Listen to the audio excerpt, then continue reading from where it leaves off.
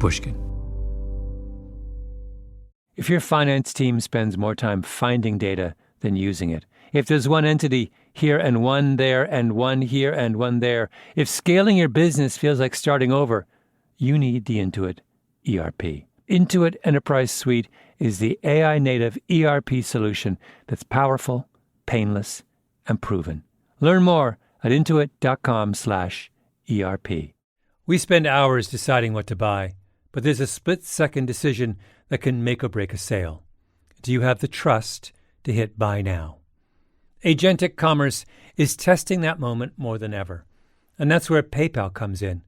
With 25 years of checkouts, 400 million consumer accounts globally, and the benefit of purchase and seller protection, all of which make sure wherever a purchase starts, it ends with trust. Built for payments, growth, and agentic. PayPal Open, built for all business. Visit paypalopen.com.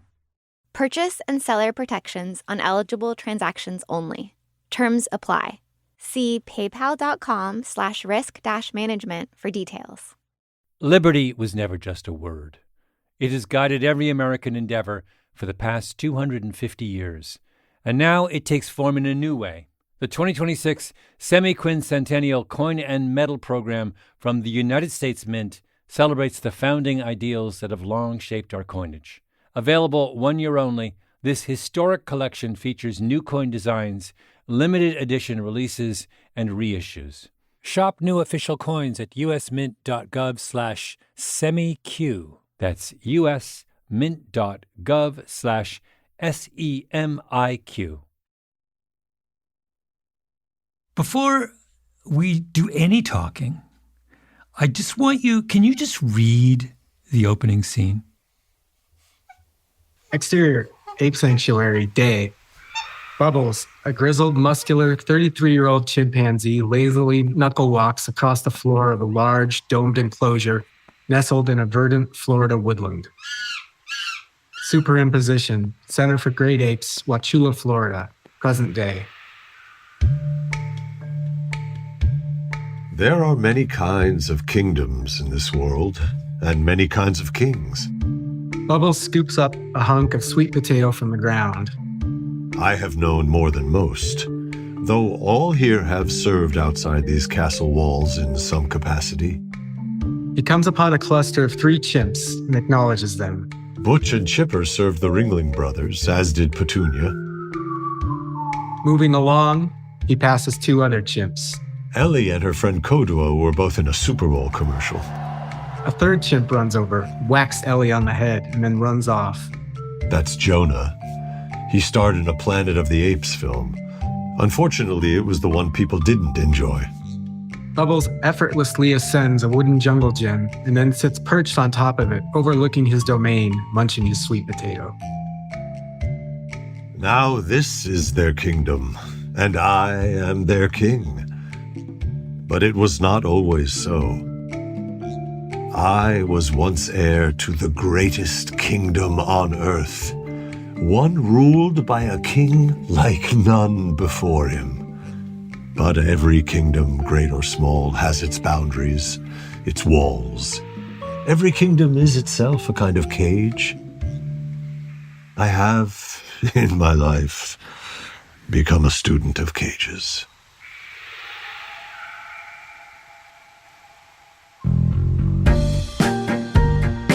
Welcome to episode 3 of Development Hell, our series about the Hollywood that never was. I heard about this script from Franklin Leonard, who runs something called The Blacklist. It's a Hollywood institution that polls movie executives every year, asking them to name their most liked unproduced screenplays. The project we're going to talk about today hit number 1 on The Blacklist. It was called simply Bubbles. A story told through the eyes of the most unreliable of all unreliable narrators, a chimpanzee, who rose as high as a chimp can rise and then fell. And the entire town, the entire community of development executives, studio honchos, producers, everyone in Hollywood agreed that this was the best thing they had read. But do you know when Bubbles hit number 1 on The Blacklist? 2015. 9 years ago. Hollywood decided as a group that a story about a chimp called Bubbles was the absolute best script of 2015. And yet, in the decades since, Hollywood has decided that they did not want to make a movie told through the eyes of a chimp called Bubbles. Why? This is why all of us at Revisionist History decided the world needed Development Hell. A series devoted entirely to the stories that Hollywood loves, but will not share with the rest of us. So I called up the creator of Bubbles, Isaac Adamson, screenwriter, novelist, thwarted chronicler of the inner lives of large primates. You may hear in Isaac's voice a certain resignation about the fate of his screenplay. But that's not how I feel.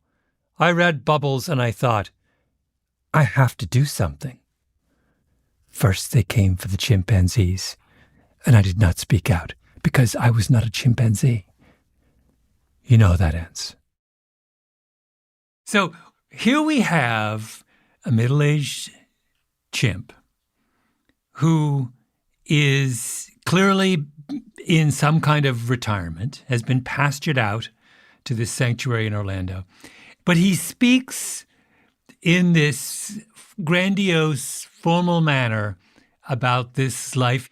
Tell me, give me a little more in your own words about the character of Bubbles, this majestic, aging chimp. Yeah, well, I think of Bubbles kind of as a would-be king in exile.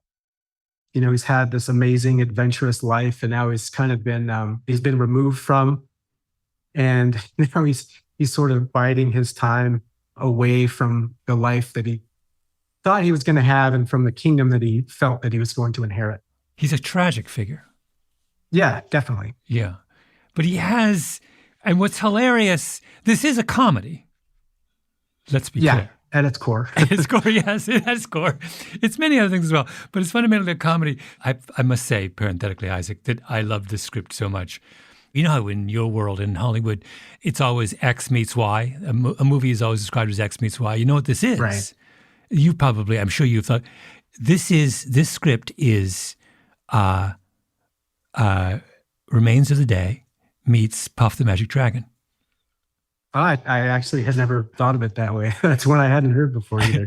But you know what I'm getting at? Yeah, definitely I get it. That makes sense. So let's explain. Bubbles was a real chimp. Yeah, correct. He is a real chimp. He's still alive and living at this ape sanctuary in Florida. And he is famous. He's probably one of the most famous chimps of our generation. Yeah, I would think so. For sure. I mean, he's up there with like Cheetah from previous generations, I suppose. Oh, Cheetah. You mean like Tarzan's sidekick in those Tarzan movies and TV shows. So Bubbles is on Cheetah's level. He's famous. He is famous because he was Michael Jackson's chimpanzee during the height of Jackson's fame. Yeah. And he was more than a kind of pet. He was like Michael Jackson's companion. He was. When Michael Jackson went on tour, he took him all over the world. You know, he tried to take him to Europe. He had some trouble getting him into the country because of the animal quarantine laws. Uh-huh. But he did. He took him to Japan. He took him famously to a meeting with the mayor of Osaka. So you had this idea of doing a movie about Michael Jackson, seen through the eyes of his chimp Bubbles. Yeah, I guess the genesis of it happened a long time before I actually sat down to write the script. You know, it was right around the time Michael Jackson died. And there were all sorts of articles about every aspect of his life. And I happened across something in like People or, you know, one of those magazines that you kind of flip through at the dentist's office. And it was just a little blurb about, well, whatever happened to Bubbles? You know, remember Michael Jackson's chimpanzee? And I thought, oh, that's kind of interesting because I sort of remembered Bubbles being around and everything. And then a couple of years later, there was a book that was shortlisted for the Man Booker Prize in the UK called Meet Cheetah. Mm-hmm. And I thought it was like the Tarzan story told from Cheetah's perspective. That it turns out I was totally wrong. I didn't actually read the book. I just read about it. I'm like, oh, that's an interesting idea. Uh-huh. And yeah, so at a certain point, I just decided to try to write a Michael Jackson story told from the perspective of this, of this chimpanzee. But it was really important to me to make the chimpanzee the lead character, though, the real protagonist, not just have it be he's kind of a fly on the wall witnessing all this crazy stuff going on. And how did you come to give Bubbles the persona that he has? I mean, there's a million directions you could go with a chimp. If we're going to live inside the mind of a chimp, the chimp could be a rascal. He could be a partier. He could be he could be he could be an immature adolescent. I mean, there's a million chimps, and you chose this kind of formal, self-serious, grandiose kind of character to be. Where did that notion come from? Well, there was a couple things really, because although this is a comedy, I did see it, as a tragedy from Bubbles' perspective. He sort of has this notion that Michael Jackson is a real king, like a monarch, and chimpanzees are very hierarchical animals. There's definitely a pecking order there. Once I sort of had this idea of it's almost a Shakespearean tragedy about a king and his son, the would-be king, then I started thinking, well, it'd be really funny if Bubbles spoke in this kind of pseudo-Shakespearean language, just to elevate it a little bit. Yeah. So that's kind of where a lot of that came from. Yeah. Yeah. But it gives him an enormous amount of dignity. This is one of the first things that struck me about this. I was like, why do I feel Bubbles' pain? Because he eventually will go through a great deal of pain. I was asking myself, why do I feel it so keenly? And I realized it's because he has this very precious dignity, which he's going to enormous lengths to preserve. And if he was just the stereotypical chimp who's just out to eat bananas and jump around, then there's no stakes if he's humiliated. But in this case, there's enormous. I mean, his pride, Bubbles just has this enormous amount of pride in his position and his status and his accomplishments, and which is just deeply hilarious. Yeah, I think it would have been a fun to just the visual juxtaposition of this chimpanzee, which I think we all associate with that kind of wacky hijinks and slapstick and whapping its head and blowing raspberries and all those things we've seen in all kinds of movies and TV shows and commercials and even nature documentaries. But then, having that sort of goofy, funny exterior aspect to it, but there's really sort of deep, kind of sad interior thing going on at the same time. I thought that was an interesting juxtaposition. Yeah. And he not only does he misunderstands who Michael Jackson is. So when Michael Jackson is referred to as the king of pop, Bubbles thinks that means he is the king, the king of pop. And not only that, he consistently misunderstands all these things that we understand about Michael Jackson. I'm wondering if you could read, there's that incredibly lovely scene where he's talking about the first time he discusses Michael Jackson's cosmetic surgery. Can you, there's a number of times where he does, but I'm wondering whether you can find that section. I've forgotten what page it's on. Oh, here we are. 13.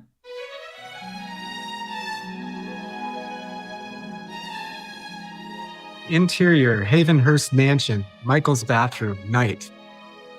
Michael looks at the man in the mirror, unhappily inspecting his face for a moment before picking up a bottle of Porcelina skin bleaching cream. Bubbles sits on the stool next to him, watching as Michael rubs the cream into his face. Before venturing forth to the battlefield, he would don war paint that turned his face a spectral, phantasmic shade, meant to strike fear into the heart of his enemies. Later, Michael faces the mirror again. A bandage covers his nose. Often he would return from these battles with bandages covering wounds received in combat. Michael peels the bandage away to reveal a noticeably narrowed nose. But he had remarkable powers of self-healing, each time recovering from such injuries without so much as a scar.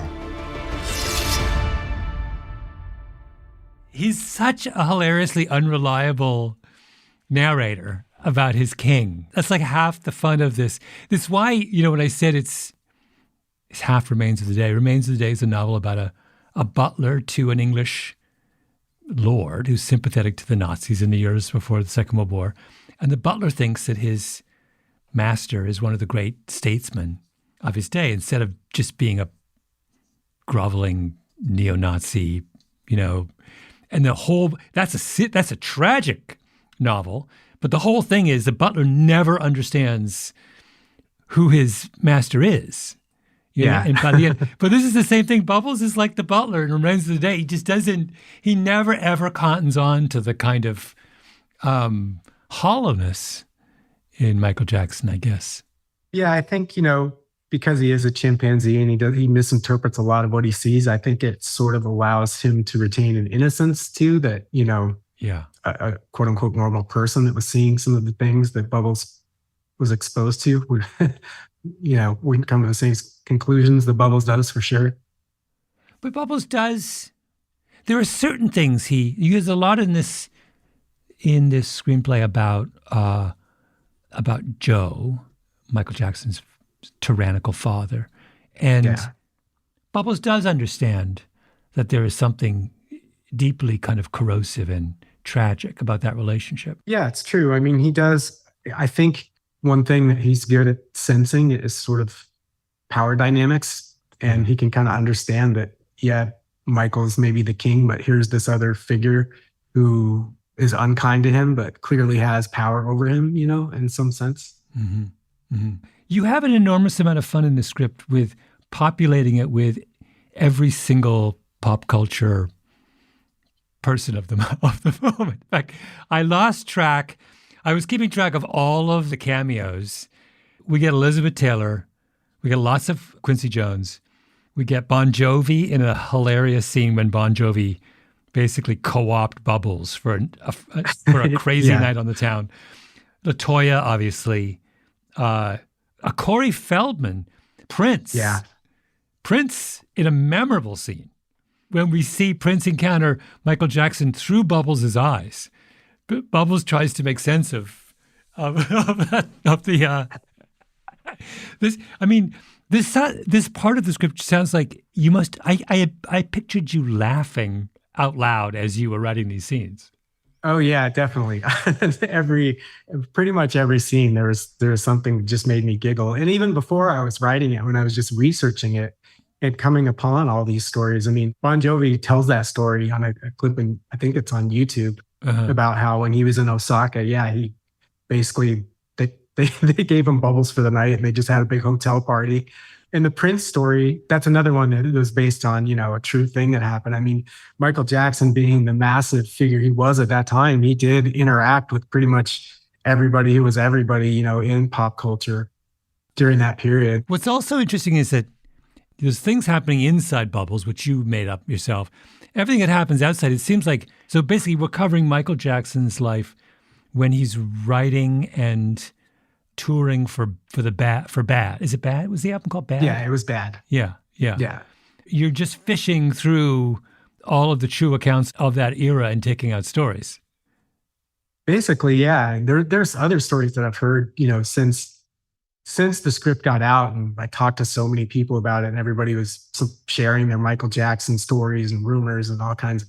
I've heard a lot of other just kind of wild stories since then, involving Madonna and Michael Jackson, and some involving Bubbles, and people that saw him when he was at Neverland. And I've heard a couple where Bubbles was probably not as well behaved as he generally is in the script. Yeah. Well, that goes without saying. We have to give him, if we're going to give him some dignity, he can't be throwing his feces at the wall every 5 minutes. Right. Yeah. Of course, there are all kinds of things about Michael Jackson's story that are not funny. And when we come back, Isaac hits a roadblock as he tries to get the Bubbles movie made.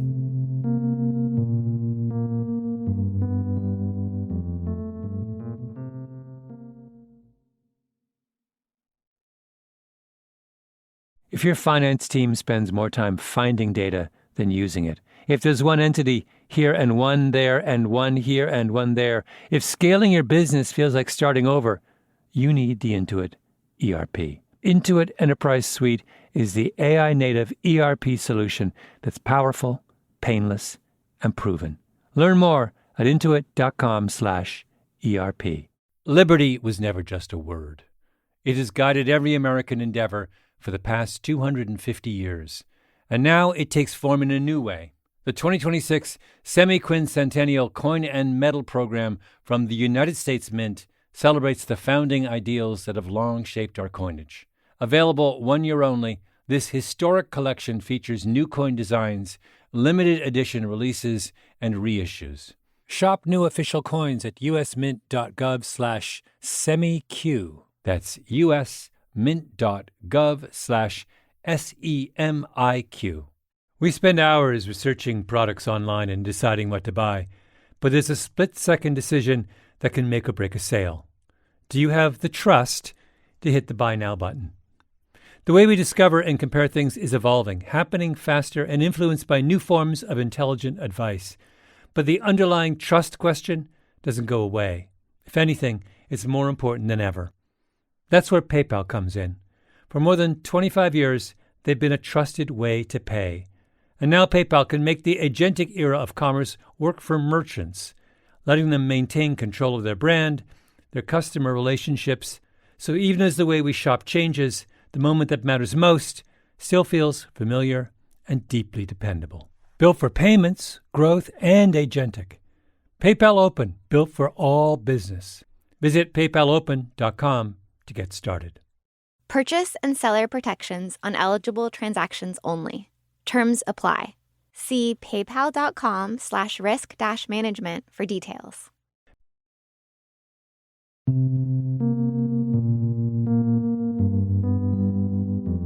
We're back.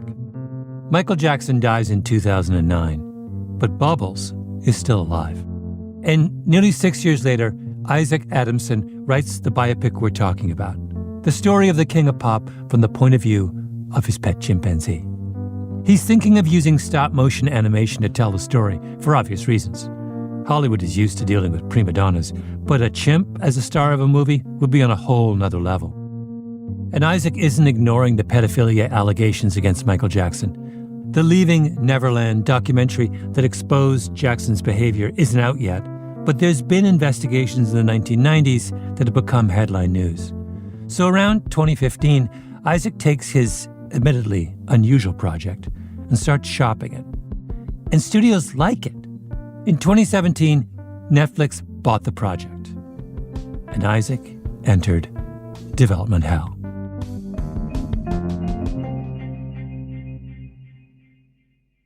You know, when Netflix bought the project, I had to do a pretty lengthy annotation for them, citing anything in the script I had to basically cite a source for. Yeah. Just to get clearance from their legal department. And we ended up, you know, in the latest versions of the script, some of the names changed in certain cases, or a few characters kind of got squashed down into one character. Who did you lose in the legal review? Well, the biggest change had to do with a lot of the stuff related to legal charges that Michael Jackson faced. And we just changed some of the names there because there were a few things that were included in the script that were a little bit, there wasn't a whole lot of proof, or the only stories about it were like disreputable British tabloids and stuff like that. Yeah. So this brings up this crucial thing, which is what begins as this kind of strange, kind of lighthearted romp takes a dark turn in the second act. And we actually get into Michael's well-known allegations around Michael Jackson's pedophilia. Only this time we're seeing it through the eyes of a kind of our jilted chimp, whose place of prominence next to Michael has been he's been supplanted by a young boy. Yeah. I think Bubbles... Isaac, this is like, it gets heavy. It does. Yeah, it does. I mean, it's a heavy kind of story. I feel like the Michael Jackson story is a heavy story, and Bubbles' story within that story is kind of a heavy story. But yeah, I think he views these kids at first as just sort of these annoying sort of interlopers that are taking Michael's attention away from him. And then he sees them kind of as, as rivals, and even comes to fear like, well, maybe they're actually part of the succession now and not me. Once again, the one way in which Bubbles sees the world clearly is through the prism of hierarchy. Right. And so he understands accurately that in Michael Jackson's hierarchy, these boys are now higher up than he is. Correct. They occupy a place in Michael's heart that he does not. And this is, like I said, this is why I said this is Remains of the Day meets Puff the Magic Dragon. It's the Puff story. Then one day it happened.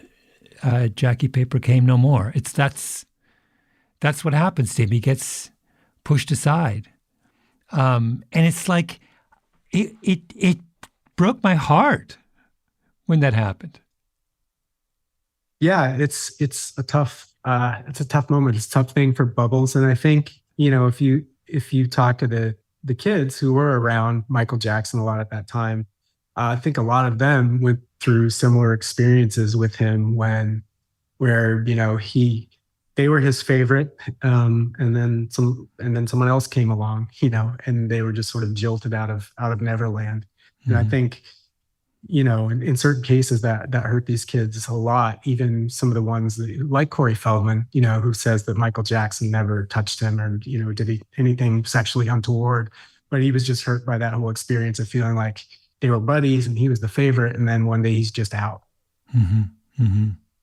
What does it do to our understanding of that part of Michael Jackson's life that we're viewing it through the eyes of a chimp?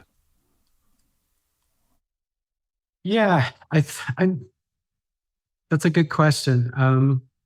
I feel like, in a certain sense, it gives us Bubbles' interpretation and often misinterpretation of these things that he sees. It works almost as a distancing device that allows us to sort of see things through a different viewpoint that wasn't necessarily our own, or the way I experienced Michael Jackson when I was a kid growing up in the 80s. I mean, when I was growing up and where I was, it didn't really matter what kind of music you listened to. You liked Michael Jackson. Like if you were into, Iron Maiden and heavy metal and all that stuff, you still liked Michael Jackson. If you were listening to Duran Duran and a bunch of new wave, you still liked Michael Jackson. Everybody liked Michael Jackson. I remember seeing the Thriller video 1,000 times on MTV when I was a little kid. So yeah, I was definitely a fan. Yeah. I'm trying to kind of figure out why years later the kind of psychological dimensions of this story would have been so kind of clear to you, right? It's sort of weird, like, an entire generation of seventh graders kind of encounter Michael Jackson. Yeah, for sure. I mean, I'm sure a lot of people were jealous of those real life kids at the time. That, oh my God, Jimmy's getting to go to Neverland, getting to go on vacation with Michael, and it looked like the greatest life ever, where you're just eating ice cream and watching movies and, riding on a Ferris wheel at Michael Jackson's house and all that kind of thing. Mm-hmm. And just the sort of, the darkness that was actually going on, and or even in just the sort of hollowness of those kind of fake friendships too, was something that I don't think a lot of people certainly knew at the time. Mm-hmm. Do you think that that seeing Michael through Bubbles' eyes makes Michael a more sympathetic character to us, or less? That's tough. I mean, I think he probably comes off as a little bit less sympathetic because we're told the story from kind of a quote unquote victim's viewpoint, because it is Bubbles telling the story, but at the same time, Bubbles can't really, especially in the early, version of the script, can't really bring himself to hate Michael Jackson. He still, even in the last, that first scene I read and the last scene in the script, he's hoping one day Michael Jackson is going to come again. He's still waiting for Michael to return, mm-hmm. So they can rule the world together once more. But yeah, it's tough. I think maybe different audiences would have different reactions. Everybody has a lot of different reactions to Michael Jackson in general. Yeah. What was hard about writing the script? Honestly, just from a technical point of view, the hardest thing was keeping Bubbles as the protagonist and not letting Michael take over too much of the script just because he is such a compelling figure. And, finding ways to include the moments that I wanted um, from Michael Jackson's life, but have Bubbles somehow be there for them. Hopefully in more than just like I was saying before, fly on the wall capacity where he's just sort of reporting what he's seeing. Mm-hmm. Because to give him stakes in some of those instances too. But he can't. The thing about Bubbles is he can't grow, can he? He's if you have an unreliable narrator, as in Remains of the Day, the pathos comes from the fact that the world outside the narrator changes and the narrator is blind to it, right? So if the unreliable narrator becomes reliable at the end, then it kind of ruins it. Or am I wrong? Yeah, that's a good question too, especially as it relates to sort of versions of the script that we revised after Leaving Neverland had came out. I think I felt and the producers felt that we couldn't allow Bubbles to be quite as ambiguous or I guess agnostic about what happened at Neverland. Mm-hmm. Because he is telling our movie, and then therefore it makes the movie feel like we're agnostic about it, and trying to question, well, maybe all those terrible things didn't happen, which was not our intention at all. So, in later versions of the script, and the changes are pretty small, but I think Bubbles does display a clearer understanding of what's going on there, and he kind of loses his innocence a little bit. Mm-hmm. And his parting with Michael Jackson is a little more final. We don't really see him longing to see Michael again in those last moments. I do feel like we kind of needed to write it that way, based on everything going on. But it is a good question whether that sort of undermines a lot of the other things in the script about his unreliable narration and his innocence overall. Mm-hmm. I think he became a little bit less innocent character in the final versions of it, as I think everybody became, less innocent after Leaving Neverland hit and really had the impact that it did. I don't think people could pretend anymore about Michael Jackson, who really was, at least in certain aspects of his life. Talk a little bit more about Leaving Neverland, which comes out when? I believe it was January 2019. It premiered at Sundance. Yeah, and so you wrote your script. First draft was written when? I originally, the first draft of this script was written in March 2015. And when do you see it? Do you see it right away? I didn't see it right away. It's funny. My manager was in Sundance and he went to the premiere of it and he called me immediately. And he's like, I think we got a problem. Then I saw the film, and the thing that I really underestimated was just the power of hearing these guys tell their own stories in their own words. And, they really become real people in a way that they're not when you're just looking at court documents or a magazine article or something like that. And you really heard them, expressing the hurt and the pain of the things that they had been through. That had a huge impact on the project for sure, in a negative sense for me. But when your manager said you had a problem, what did he mean exactly? Did he mean that the script as it presently is doesn't work anymore because it's too ambiguous about Michael Jackson's kind of sinister side? Or did he mean that just that you had to rewrite it? I mean, how dire was your manager's kind of perspective? I think the real problem and the thing that he saw coming was that Michael Jackson was just going to be toxic. And I think once Leaving Neverland came out, it was going to be hard to make this sort of whimsical, fun movie that I think a lot of people thought they were signing up for coming onto this project. Mm-hmm. I think that's what he meant by we're in trouble, just because almost overnight, just sort of the perception around Michael Jackson changed and nobody wanted anything to do with any Michael Jackson project at that time.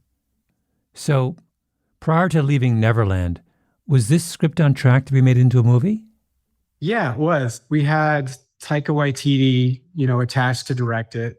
And there was another director, Mark Gustafson, who was going to work on all the stop motion animation because that's how we had decided to do it. Dan Harmon at Starburns was producing it. So we had all his company was on it. Netflix bought the project at Cannes, and I think it was 2017. So yeah, it was kind of ready to go. The two things that killed it were, well, Taika Waititi had this other movie that he wanted to do kind of in the meantime called Jojo Rabbit. So yeah, he went off to do that. And then in the meantime, Leaving Neverland came out. And I think we got to a point and we were pretty deep in pre-production. They'd already hired all the department heads. We had 40 some animators working on it. And it was kind of getting to the point where we needed Taika to really engage and start making some directorial decisions. And he was just not engaged in the project. We knew something was up. And finally, he just, he made the call to his agent or whatever, get me out of this. I can't do this anymore. And that's when it sort of died. And Netflix had said, well, you've got 2 months to find another director for this. And then 3 days later, they completely changed their minds and went, no, we're killing it. Everybody's fired. Go home. So yeah, that's not a good day. We'll be right back.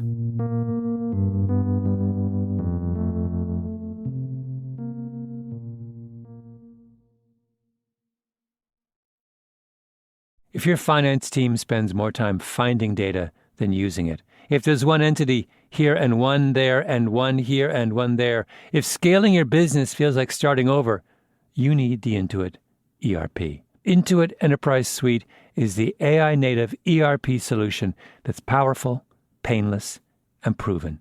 Learn more at intuit.com/ERP. Liberty was never just a word. It has guided every American endeavor for the past 250 years. And now it takes form in a new way. The 2026 Semi-Quincentennial Coin and Medal Program from the United States Mint celebrates the founding ideals that have long shaped our coinage. Available 1 year only, this historic collection features new coin designs, limited edition releases, and reissues. Shop new official coins at usmint.gov/semiq. That's usmint.gov/SEMIQ. We spend hours researching products online and deciding what to buy, but there's a split-second decision that can make or break a sale. Do you have the trust to hit the buy now button? The way we discover and compare things is evolving, happening faster and influenced by new forms of intelligent advice. But the underlying trust question doesn't go away. If anything, it's more important than ever. That's where PayPal comes in. For more than 25 years, they've been a trusted way to pay. And now PayPal can make the agentic era of commerce work for merchants, letting them maintain control of their brand, their customer relationships. So even as the way we shop changes, the moment that matters most still feels familiar and deeply dependable. Built for payments, growth, and agentic. PayPal Open, built for all business. Visit paypalopen.com to get started. Purchase and seller protections on eligible transactions only. Terms apply. See paypal.com/risk-management for details. Did the script revert to you at any point, or do they own it? It has recently. Yeah, I own it now. Yeah. Do you think it's dead? I don't know. Things kind of never die. It's funny. People bring it up to me all the time, but we haven't really pursued any serious avenues towards getting it going again. But who knows? I will say it's pretty obvious to me that Michael Jackson, just as a public figure, is not. I mean, they're making a Michael Jackson biopic right now. Just yesterday, Usher on the Super Bowl was wearing, like a Michael Jackson glove. I don't think we would have seen that in the immediate wake of Leaving Neverland. Yeah. It's funny because I to take a contrary position, I feel like this is more interesting post Neverland than pre-Neverland. I mean, it goes from being, if you do this this movie at a time when we think of Michael as a talented eccentric, then the movie is fun and whimsical, but there's nothing at stake. It's just it's just another log on the fire of Jackson's celebrity. It's a clever log, and the fire, is wonderful, but it's not deviating in any. But now it's like, now that I know going in that Michael Jackson is this kind of complicated, twisted, deeply problematic figure, then the fact that Bubbles is straining through his chimp eyes to see him clearly and failing is like, it's heart-wrenching. This movie now has it's got stakes now that it didn't have before. It's like, it's important for us to know what we know about Michael Jackson for this to move us emotionally. And what you're saying, this idea that Michael Jackson is toxic or is more toxic than he used to be is absolutely right. But this is not a Michael Jackson movie. It's a Bubbles movie. Not. Yeah. It's a movie 100%. About Bubbles, right? A naive underling with this kind of self-deception, powerful self-deception, trying to make sense of a world that he has no understanding of. It's like, it's heartbreaking. But yeah, I mean, to me, it is. I don't think anything, what we've learned about Michael Jackson, it's been funny to me because I say we learned it, but everybody kind of knew it anyway. And that's what's been odd about the reaction to me, is that there wasn't anything new in these revelations, but suddenly had been gone through Me Too and all the stuff that came with it. I think we just as a culture learned to take a lot of that stuff a lot more seriously and, give it the weight that it deserves. And I think that's what sort of changed about, public perception, at least of Michael Jackson. But for me, I mean, I always kind of believed that the kids are telling the truth, Bubbles becomes a stand-in for us. Yep. We all looked the other way with Michael Jackson for years, right? Because we were in love with his talent and his music. And Bubbles is he's just representing our own kind of willful blindness. Bubbles just thinks he's the king. And because he's the king, he's not willing to entertain any idea that his monarch might be flawed, at least until the very end. And I think that's like I said, is such a stronger, better, more powerful movie after that stuff's come out. Yeah, I mean, I would agree. I think what frightens a lot of people, or at least did, a few years ago when the movie sort of fell apart, it's just the sort of moral panic around anything related to pedophilia in our country currently, whether it's stuff like Pizzagate or Elon Musk just using pedo as a broad insult. I know Netflix had gone through some things too with the controversy surrounding cuties. I just think that it just became a word that, nobody really wanted to be associated with in any form whatsoever. They don't even want it coming out of their mouths when they're talking about a movie. And I can understand too why if you're, a big name director, you don't want to spend a whole lot of time at Cannes or wherever answering questions about Michael Jackson's pedophilia. I can understand wanting, not wanting to deal with it. But I agree. I think it does make the story a little bit deeper, a little bit more interesting. And I think it does implicate the audience in some interesting ways. Mm-hmm. I mean, this is the story. What happens to the script is this kind of the meta story is about kind of Hollywood abandoning its position as a kind of cultural authority. I mean, you would think that a medium as powerful as film would feel free to address the most complex of topics and kind of force us to think about them in new ways and confront our own complicity and all that kind of thing. And, I feel that at various times in Hollywood's history, film has done that. There's been these moments but this is a classic example of an opportunity to kind of address that. And the fact that nobody wants to do that breaks my heart. Yeah. I mean, it's possible it could see the light of day, again, sometime, who knows?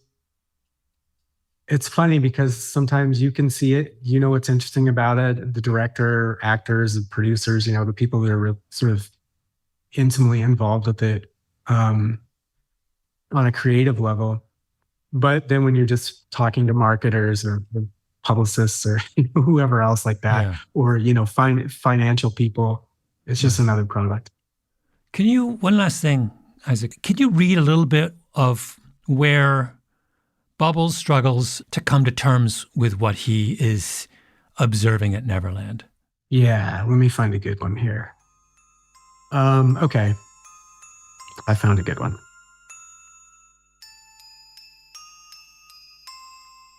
Exterior, Neverland, amusement park, day. Bubbles glowers as Michael leads a delegation of kids down a path towards the amusement park. There's a manic quality to Michael's movements. He was as some mad Pied Piper, determined not to drive the snakes away, but lead them instead to the very heart of his kingdom. Michael laughs a little too brightly as he rides atop the carousel horse with all his noisy little friends. Bubbles continues.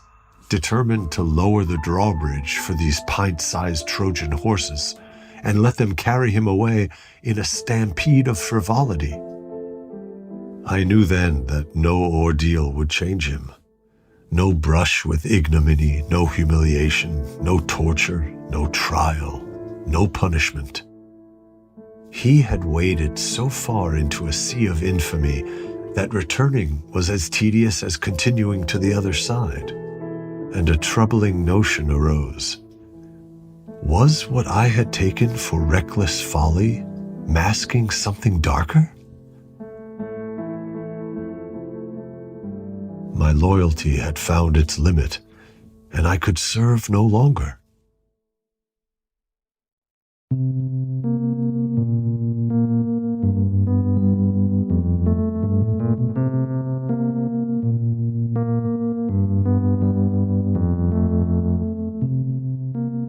This episode was produced by Nina Bird-Lawrence and Tali Emlin, with Ben Nadaf Hafri. Editing by Sarah Nix. Original scoring by Luis Guerra. Engineering by Echo Mountain. Our executive producer is Jacob Smith. And our special guest voice actor was the old Pushkin friend, Ethan Hirschenfeld. An extra special thanks to Franklin Leonard at The Blacklist for bringing Bubbles to the attention of the world. I'm Malcolm Gladwell.